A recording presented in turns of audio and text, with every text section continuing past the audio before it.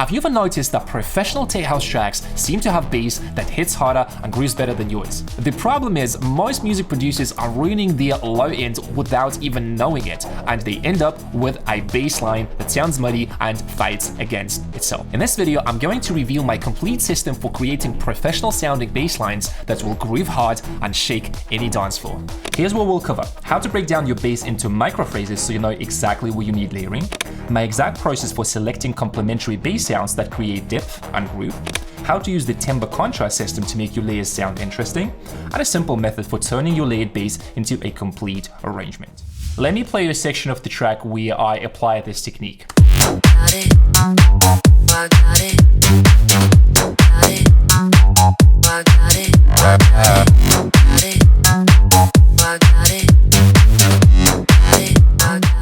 Now listen to the main bass line but without any layering here.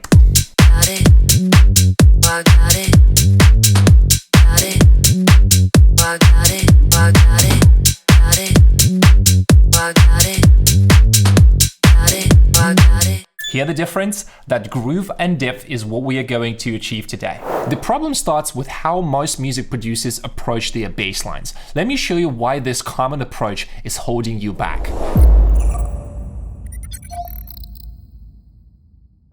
Think of your bassline like a championship boxing match. Amateur producers create a fighter who throws the exact same punch for 3 minutes straight. Technically correct, but predictable and boring. But professional tracks create a strategic fighter who knows exactly when to throw jabs, when to unleash power hooks, and when to hold back to create tension. Let me show you what I mean. Here's another bassline with no layering.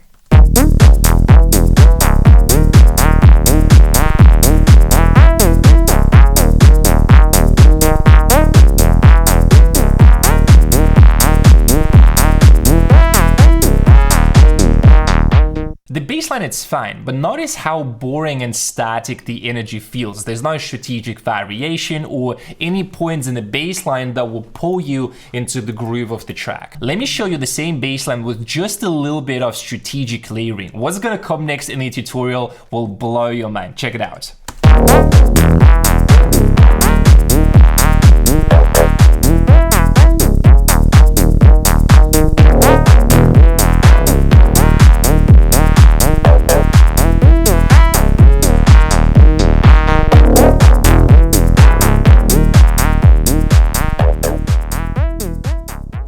The solution isn't more processing or effects, it's understanding that certain moments in your bassline need emphasis while others don't. Application: play your kick, bass and drums together.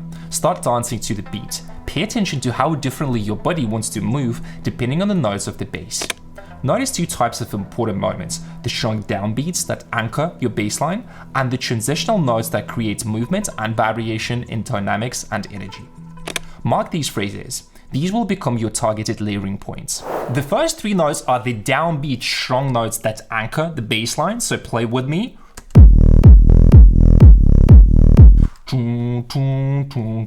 So puts you down, and then at the end we have this little resolution note or the transitional note that loops the whole melody, the whole section.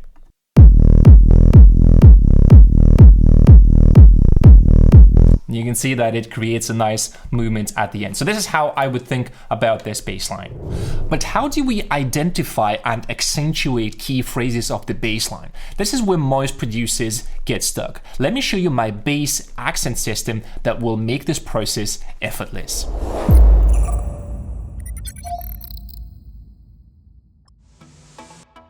Most producers try to layer their whole bassline, which makes it muddy and muffled. Instead, we have to be strategic where we layer our bass.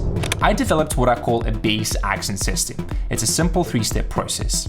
Step 1. Divide your bassline into melodic blocks. Each block has its own character and energy flow. Color code each block. Step 2. Within each block, mark the power points, which typically are the first beat of the phrase, any syncopated or unusual rhythms, or the final phrase before a transition. These are just a few examples, and it can be more or less depending on the context of the track. Step 3. Choose specific accents for layering. Some already sound strong enough, while others need reinforcement. Okay, so let's listen, analyze, and break down the bass into melodic blocks. Listen carefully and see how I do it. So first listen.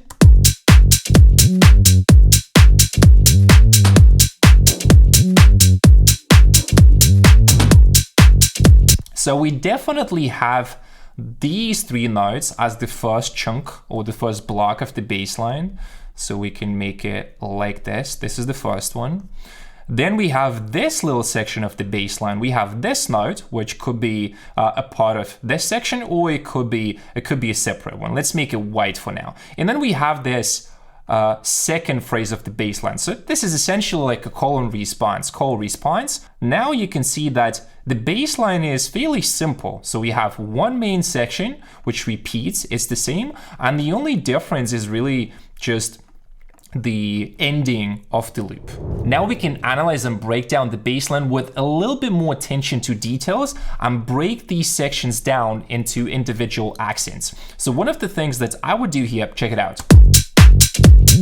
So tun tun. This could be one of the additional accents, like the first downbeat of the track. So let's make it something like, I don't know, blue.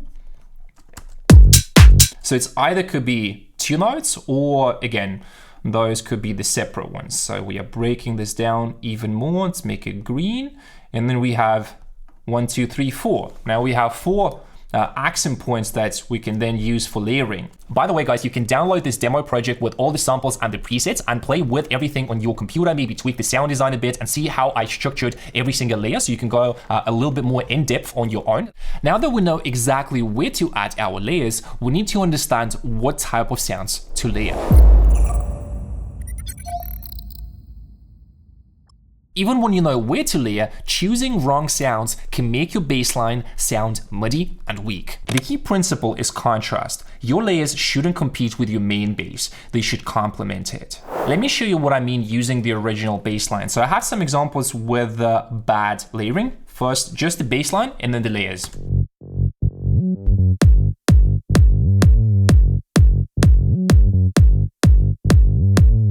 Layer number 1.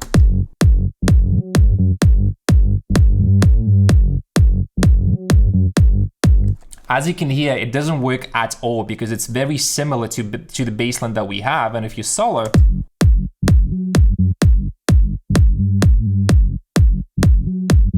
it's too similar to the original one. Let's check out another one.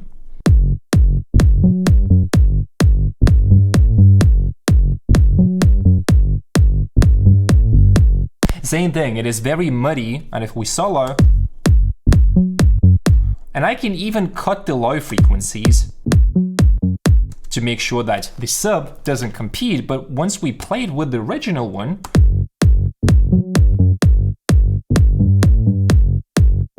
it still doesn't make any sense and only makes the bass line more muddy. Instead, I need contrast. If my main bass is smooth, I need layers that are contrasting character and texture, contrasting frequency focus, or contrasting rhythmic roll.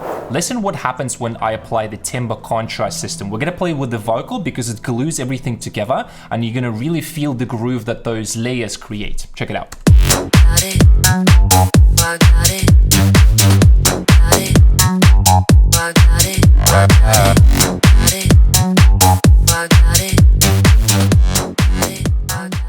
So how do we actually pick sounds that work well together?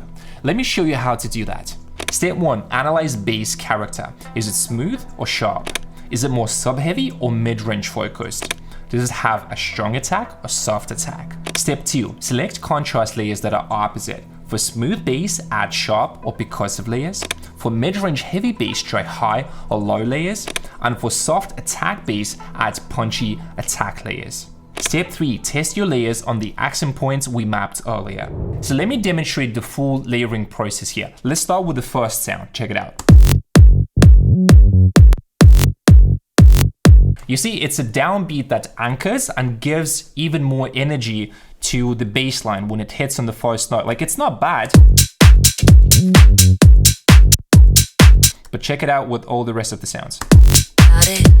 See, it gives more impact and energy. The second one is this offbeat pluck. And both of them are a little bit brighter, more plucky and more aggressive compared to the original bass line. So we are using the timbre contrast here. Then we have this section, which I broke down, and you can see that we are using 2 layers here, so exactly as I did. Check it out. This one is very high, it's very light, and gives you a nice contrast, like it sits on top. So here's the next sound that I put on this section, and it works really well with this sound up here, and it resolves the whole thing and adds depth. Listen to how seamless it is, but it really adds that nice ear candy to the sound. And without. Once you've created a professional bass line, you unlock an incredible benefit that most producers miss. It becomes a blueprint for your whole arrangement. Conclusion: break a bass line into micro phrases instead of treating it as one element. Use bass accent system to identify exactly where to add layers. Apply the timbre contrast system to select complementary sounds, and use your layered bass as the foundation for your entire arrangement. Here's a really exciting part. This bass layering technique is not just about creating better bass lines. In my next video, I'm gonna show you how to turn this bass line into a full tech house arrangement in a record time.